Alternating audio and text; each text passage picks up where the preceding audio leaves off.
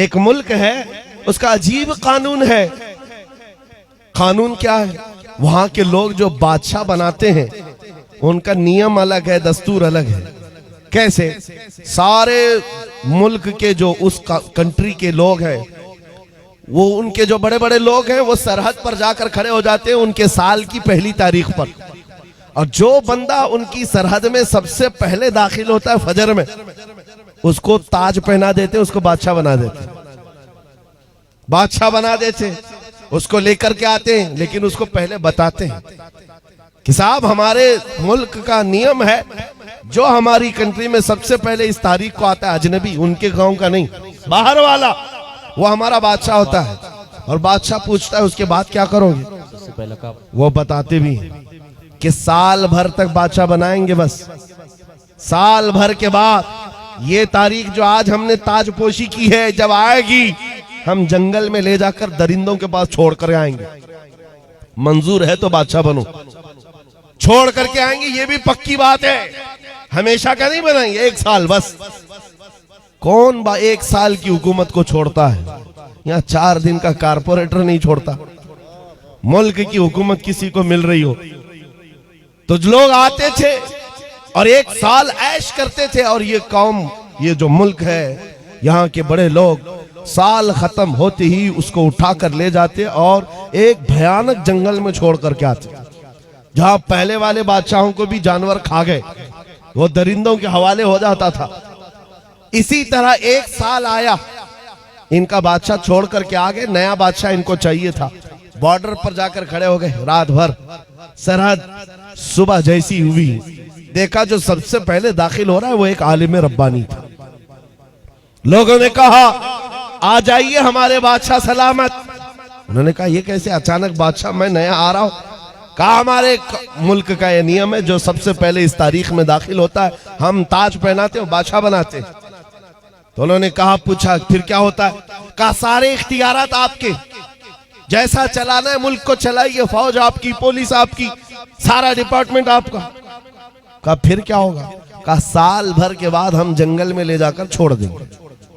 साल खत्म होने के बाद बादशाह भी गई, मंजूर है तो आप बनिए, नहीं तो फिर दूसरे का इंतजार करेंगे। उस आलिम रब्बानी ने कहा मंजूर है, बन जाता हूं।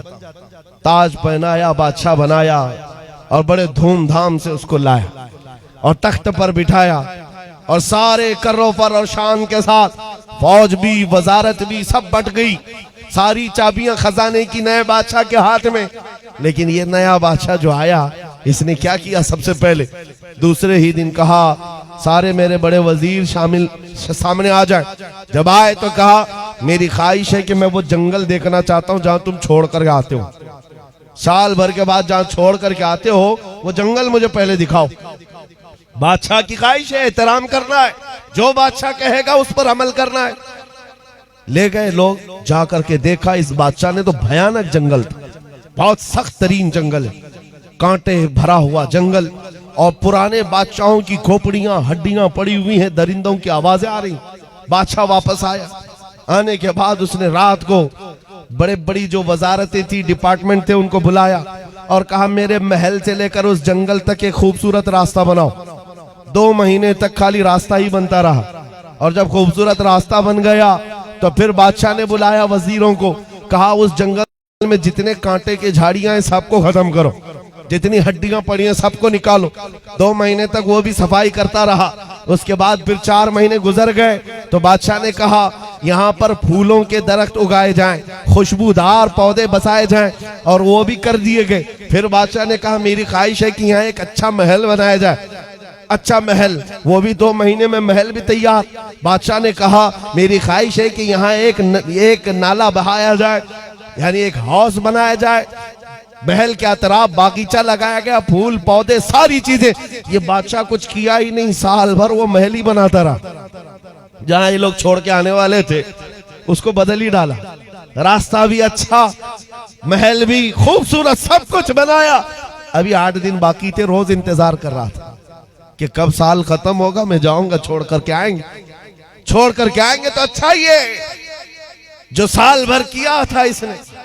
साल खत्म होने के बाद जो डेट आई नए बादशाह के इंतखाब की, कोई आ ही नहीं रहा। इसने बुलाया, कहाँ है जिम्मेदार लोग जो बादशाह चुनते हैं, मुझे उठाओ जंगल में छोड़ाओ, नया बादशाह ले आओ। सारे आए, कहा बादशाह सलामत, हमारा नियम बदल गया है, हमारा कानून बदल गया। बादशाह ने पूछा क्या हुआ? कहा अब आप हमारे हमेशा के बादशाह, हमेशा के बादशाह हैं। इस बादशाह ने पूछा क्यों? इससे पहले सिर्फ 1 साल की वैलिडिटी थी, अब हमेशा का क्यों? लोगों ने कहा अब तक जो आते थे बेवकूफ थे, अय्याशी करते थे और चले जाते थे, उनको पता होता था कि कहां जाना है फिर भी अय्याशी करते। पहला अक्लमंद बादशाह हमने देखा जो इस कुर्सी पर बैठकर जहां जाना है वहां की तैयारी कर रहा था। इसलिए हमने सोचा हकीकत में वही बादशाह होता है। इस वाक़े को लिखने के बाद मौलाना जलालुद्दीन रूमी कहते हैं, ऐ नादान तू क्या समझ रहा है, ये दुनिया के अफ्रीका और अमेरिका के किसी मुल्क का किस्सा है? नहीं, ये पूरी दुनिया का कानून है। जब तू पैदा होता है लोग तेरे इंतजार में खड़े रहते हैं, जब तू आता है तुझे बादशाह बना लेते हैं, तेरे इर्द गिर्द तेरे दोस्त अहबाब बनते चले जाते हैं और तुझे बार बार बताया भी जाता है। चंद दिनों के बाद तुझे कंधे पर उठाकर उस कब्रिस्तान में छोड़ दिया जाएगा जहां हड्डियां पड़ी हैं पुराने लोगों की, जहां कांटे की झाड़ियां भी हैं। ये सब चीजें सुनाई जाती हैं और उसके बाद जब तेरा इंतकाल होता है ये लोग तेरी बादशाहत खत्म करके ले जाते हैं और छोड़ आते हैं, फिर नए बच्चे का इंतजार करते हैं। मौलाना रोम फरमाते हैं लेकिन इस रूए जमीन पर कुछ अक्लमंद बादशाह ऐसे भी आते हैं जो बादशाह बनकर जीते तो है लेकिन जब तक कुर्सी पर बैठे होते हैं वो अपने दुरूद सलाम से, अपने नमाज आमाल से, अपने जिक्र अस्कार से उस बाकी जाने वाली सरजमीन को तैयार कर रहे होते हैं और तैयार इतना कर चुके होते हैं कि कौम इनके इंतकाल के बाद इनको उठाकर दफन तो करती है, 800 साल गुजर जाए तब भी कौम कहती है राजा तो हमारा ख्वाजा ही। सुभान अल्लाह, सुभान अल्लाह, मरहबा, सुभान अल्लाह। कौम कहती है कि नहीं कहती है? राजा तो हमारा अक्लमंद बादशाह जिसने जिंदगी में बैठकर इश्क़ रसूल पिलाया और आखिरत की तैयारियां की हैं, उसी को बादशाह बनाया जाता है।